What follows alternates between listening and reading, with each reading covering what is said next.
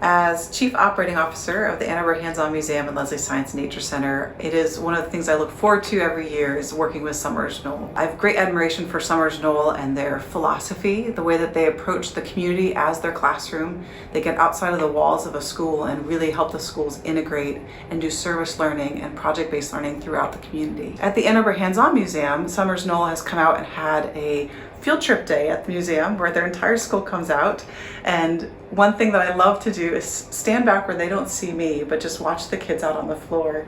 They really work well together. A lot of the exhibits that we have aren't meant for one child by themselves but are meant for multiple children to interact together, and together they can assemble some great wonderful experiment in the water gallery where they're moving water from one area down to the other, and they really cheer each other on. They obviously are very empathetic with each other and encouraging, and it seems like Summers-Knoll fosters that type of teamwork and supportive environment, which I really admire.